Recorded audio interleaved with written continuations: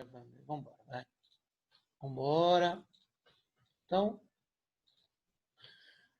voltando aí. Então, Gabriel, precoce, né? Seu público-alvo é adolescente. Não tem mais nada para fazer. Boa. Então, lembrando que as bobinas ou solenoides, como eles são conjuntos de espiras, têm a mesma regrinha das espiras. Mas eu vou falar um pouquinho sobre bobinas e solenoides, tá? Ela também cria um polo norte, um polo sul. Os transformadores trabalham com esse conjunto de espiras, tá? E aí vamos lá, vamos aos exercícios aí da nossa revisãozinha. Deixa eu abrir eles aqui. São 2 exercícios, um da Unesp e um da FUVEST. Vamos lá. Internet à tarde tá uma zona hoje. Ainda bem que de manhã ela teve bem. Porque, olha, sofri essa semana. Tá uma bosta a internet. Olha lá. Olha Vinícius chegando aí. Vinícius chegando aí. Vamos embora. Bom, exercício 1. 2 esferas concêntricas de raios R e 2R conduzem correntes elétricas em sentidos opostos. Sabendo que o campo magnético no centro das espiras é nulo, marque a alternativa que relaciona corretamente o valor das correntes das espiras. Então, clássicozinho, acho que esse é da FUVEST, o outro da Unesp, ou vice-versa. Então, primeiro são espiras concêntricas, né? Concêntricas é que tem o mesmo centro. Óbvio que elas precisam ter correntes opostas para que uma produza um campo saindo e outra produza um campo entrando. É o único jeito do campo resultante ser zero.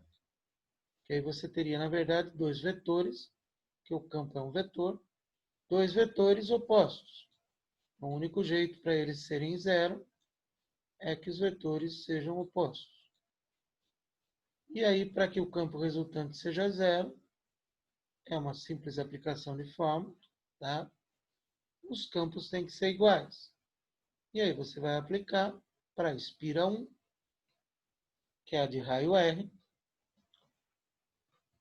Mi, a formulinha do B da espira, para vocês irem se acostumando, é Mi, que é um coeficiente, uma constante, sobre 2R.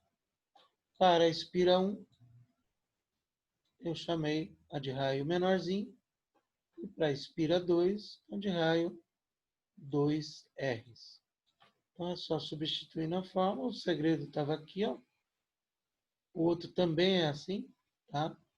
Então o campo resultante no centro da espira é zero. Aí você vai cortar o Mi, vai cortar o 2, vai cortar o R, vai sobrar que I1 é igual a I2 sobre 2. Lembre que I1 é na espira pequena, por exemplo, no sentido horário, e que I2 é o da espira grande, por exemplo, no sentido anti-horário. Só um exemplo, tá? Porque eu não sei qual é horário, qual é anti-horário. Então, eu vou chegar em que a corrente no 2 tem que ser o dobro da corrente no 1. O exercício é simples? É, mas pouca gente faz, tá? Pouca gente faz ele. Apesar dele ser fácil, não é todo mundo que faz, não. O outro tem a mesma coisa, só que ele está faltando desenho aí, o outro. Quando eu peguei da internet, não tinha o desenho. Mas depois eu descobri que tinha o desenho, é que o cara tinha esquecido de pôr, tá? Então aqui tem um desenhinho aqui, ó, que é assim. Aí vocês fazem aí. Então, é um fiozinho. É um fiozinho. Nesse fiozinho tem uma corrente, que ele deu o valor. Aí tem uma espira aqui. Essa espira tem raio R. E o fio está a uma distância de 2R do centro da espira. Ele até perguntava, no exercício original, porque esse aqui não é original, ele até perguntava o sentido da corrente na espira. Então, esse é o desenho que tinha aí, tá? Depois eu descobri que o cara tinha mudado o exercício, aí ele não pôs o desenho e também não perguntou qual era o sentido da corrente, tá? Porque dá para perguntar qual é o sentido da corrente aqui na espira para acontecer o que ele está falando. Então, anotem o desenho aí, que é esse desenho aí.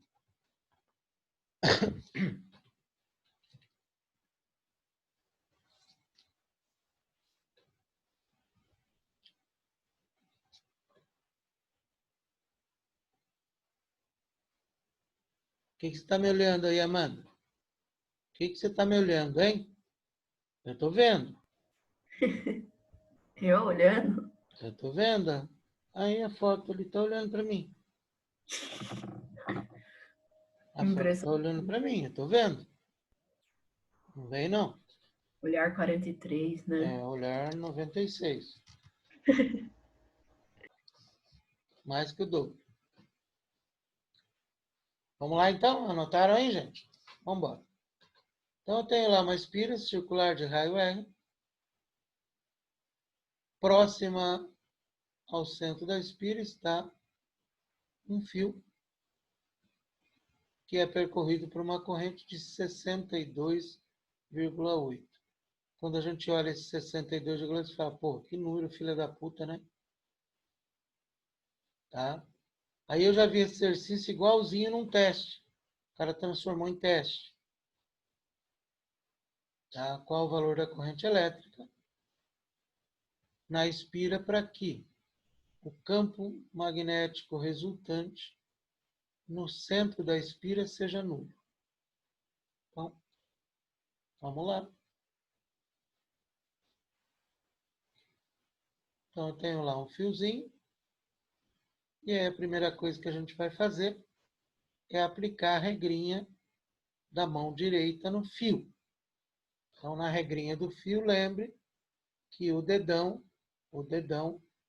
é a corrente elétrica e os dedos são o campo. Então, isso quer dizer, se eu aplicar a regrinha, na parte de baixo aqui, na parte de baixo do fio, o campo vai estar entrando. Na parte de cima do fio, o campo vai estar saindo. Então, isso quer dizer que no centro da espira, o campo produzido pelo fio vai estar entrando. Então, esse é o campo produzido pelo fio. Para que o campo resultante seja zero, o campo produzido pela espira tem que estar saindo. Então, por isso que dá para a gente determinar também o sentido da corrente. Então, campo do fio entrando, campo da espira para dar zero, saindo. E aí, se eu aplicar a regrinha, a corrente, o campo está saindo, a corrente vai estar no sentido anti-horário. Então, daria para determinar isso. Tá? Nesse exercício, ele não tinha pedido, mas daria para determinar aqui, ó, que a corrente na espira está no sentido anti-horário para o campo estar saindo. Na verdade, o exercício pediu o cálculo. Como o campo resultante é zero, o campo produzido pelo fio tem que ser igual ao campo produzido pela espira. Aí é só igualar as duas fórmulas. Do fio é muy despida Mi vezes I, 2πd, da espira Mi sobre 2R. Aí não pode esquecer que a distância do fio até o centro da espira é 2R. E o raio da espira é R. Aí vocês vão entender por que 62,8. Porque se o valor de π é 3,14, 2 vezes 3,14 dá 6,28. Então dá certinho a conta aqui. A corrente vai dar 10 amperes. Tá? Belezinha? Então, fechando aí. Como eu estava falando para Gabriel, como você já tem na apostila, né? Como já veio na apostila 2, magnetismo, já dê uma olhadinha na teoria de fontes. Faça alguns exercícios da tarefa. Tá? E aí, a hora que o Marcelo falar, vocês já vão estar craques nisso. Já vão ter entendido a regrinha da mão direita. Tá? E aí, depois, uma outra hora, eu falo da regrinha da mão esquerda. Vamos falar um pouquinho sobre química. Matemática, coloquei outro de porcentagem aí, de aumento e desconto. Falar um pouquinho sobre isomerias espaciais. Tá? Nós temos duas isomerias espaciais. A isomeria plana eu consigo enxergar no plano do papel. A isomeria espacial eu não consigo enxergar no plano do papel. A isomeria espacial é uma coisa que não é no plano do papel. E ela é muito importante para a medicina. Primeira isomeria espacial, isomeria cis-trans, ou isomeria geométrica. Se eu tiver um composto de cadeia aberta, eu tenho que ter uma dupla ligação para ter a isomeria geométrica. E aí a condição é que R1 seja diferente de R2, R3 diferente de R4. Por exemplo, um buteno não tem cis-trans. Por quê? Porque no carbono que tem as duplas, que tem a dupla, eu não tenho ligantes diferentes. Aqui eu tenho 2 hidrogênios. Então eu preciso ter ligantes diferentes em um carbono, ligantes diferentes em outro carbono. Então o 1-buteno não tem isomeria cis-trans. Agora 2-buteno já tem. Então se eu pegar aqui o carboninho da dupla aqui, eu vou perceber, filha da putinha, eu vou perceber que nesse carbono da esquerda eu tenho 2 ligantes diferentes, um hidrogênio e um CH3. No carbono da direita eu tenho um hidrogênio e o CH3. O que define o cis e o trans é 2 hidrogênios do mesmo lado ou 2 metis do mesmo lado, tanto faz. Tá? Então, o cis é quando eles estão no mesmo lado.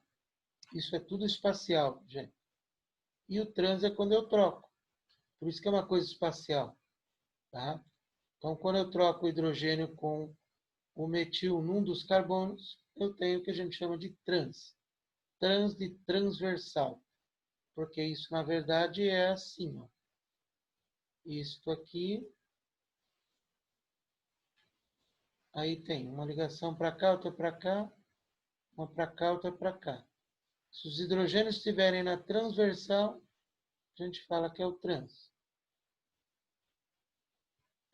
No caso, os metis aqui e aqui. Não se preocupem muito com esse cis e trans, porque quando ele perguntar é coisa simples. Tá? Procura duas coisas iguais e coloca elas do mesmo lado. Esse vai ser o cis. Quando você trocar elas de lugar, vai ser o trans. Tá? Na cadeia fechada dá para ter isomeria geométrica? Sim. Também conhecida como isomeria de Bayer. É o mesmo Bayer lá do Bayer é bom. Então, no composto de cadeia fechada, essa isomeria é conhecida como isomeria bayeriana. Não precisa ter dupla, Basta que tenha dois carbonos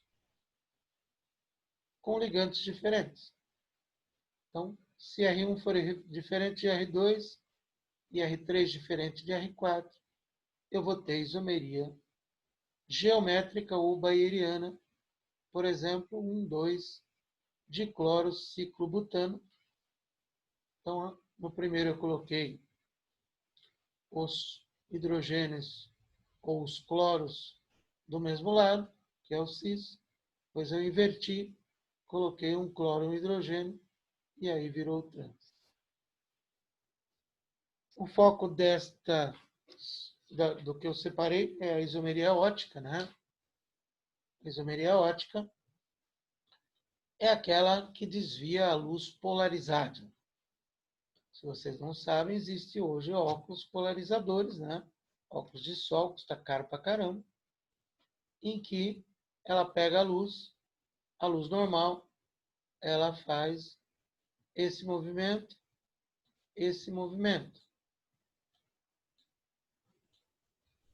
Toda onda eletromagnética é assim.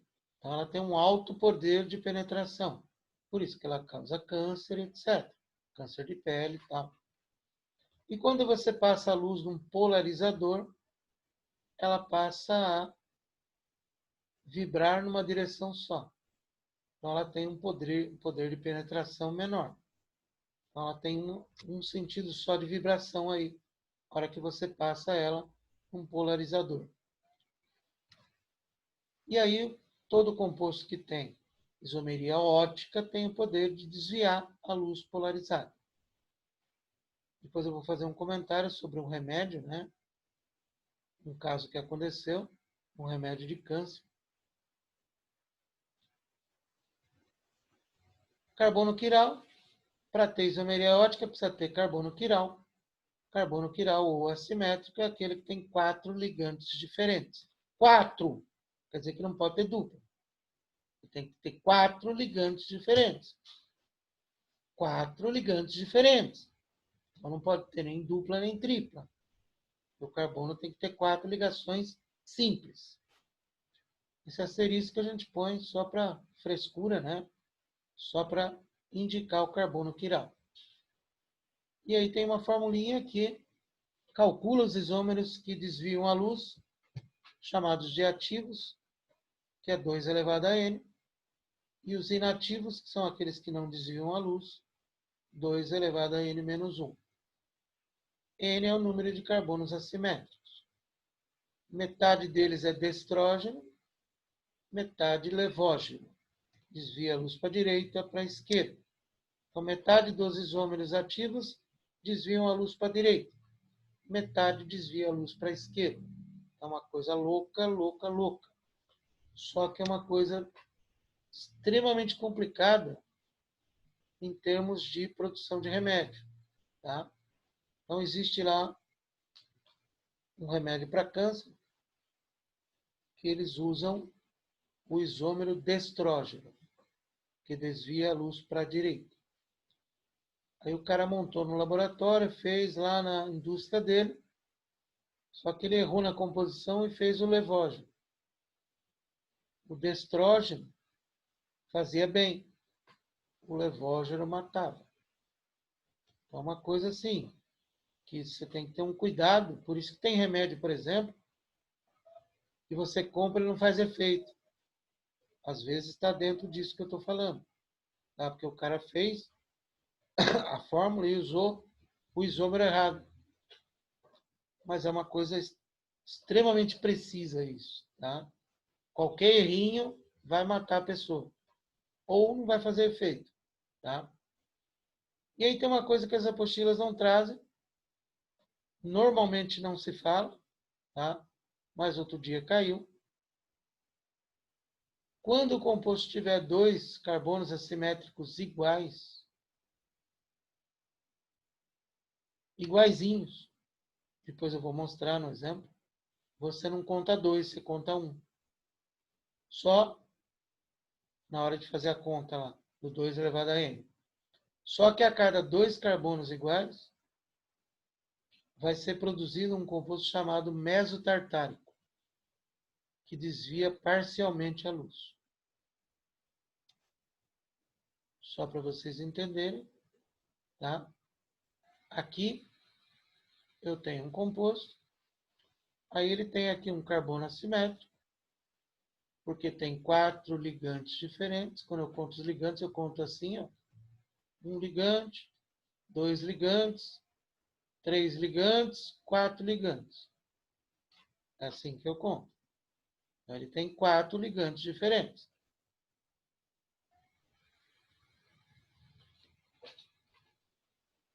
Tem 2 OH. Como assim? Aqui Esse não é carbono não é OH, quiral. é cloro aqui. Ah, tá. É cloro. Obrigado. É cloro, tá? Então, esse é um carbono assimétrico. Aí vocês já corrigiram aqui, é cloro aqui. Aí você vai do outro lado. Esse carbono tem 4 ligantes. OH, CH3, cloro e tudo isso. Só que você percebe que eles são iguais. Eles têm os mesmos ligantes. Um tem o cloro, o outro também tem. Um tem a hidroxila, o outro também tem. Um tem o CH3, o outro também tem. Um tem CH2, o outro também tem. Então, quando você tem carbonos assimétricos iguais, você não conta 2, você conta 1. Tá? E aí, tá? Muita gente acha que ele tem 3 isômeros. E, na verdade, a apostila não fala disso, tá? Ele não tem 3 isômeros. Ele tem 4. Ele tem mais um que é produzido, chamado de mesotartárico. Não deixei para escrever isso aqui para ficar bem frisado, porque a apostila não fala disso, e isso é importante, porque a FUVEST já cobrou, a Unicamp já cobrou na segunda fase, tá? Então, presta atenção nisso. 2 carbonos assimétricos iguais, você não conta N igual a 2, você conta N igual a 1, faz a continha 2 elevado a N. Então, você tem um levógeno e um destrógeno. E 2 elevado a N menos 1, 2 elevado a 0 dá 1. Então, ele tem 3 isômeros mais um meso. Então, na verdade, ele não tem 3, ele tem 4 isômeros. Ok? Então, extremamente importante isso. Tá? Escreveram o meso já aí? Bonitinho? Vamos lá. Aqui ele fala sobre o 2-metilbutanoato de metila. Tá? Ele quer a fórmula e quantos isômeros ativos e inativos esse composto tem. Então, montemos aí o 2-metilbutanoato de metila, que é um éster, né? E aí você vai ver você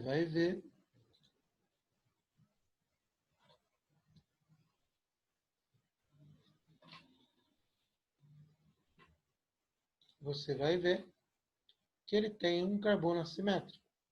Então, ele tem um carbono aqui, que é este aqui, que tem 4 ligantes diferentes. Então, ele tem um CH3, um H, um CH2, CH3 e um C-O, CH3. Esse carbono não é assimétrico. Tem gente que acha que é, mas não é. Ele não tem 4 ligantes diferentes, ele só tem 3 ligantes. Para ele ser quiral, ele tem que ter 4 ligantes diferentes. E aí ele tem 2 ativos, um D e um L, e um inativo. Beleza? Belezinha, tá?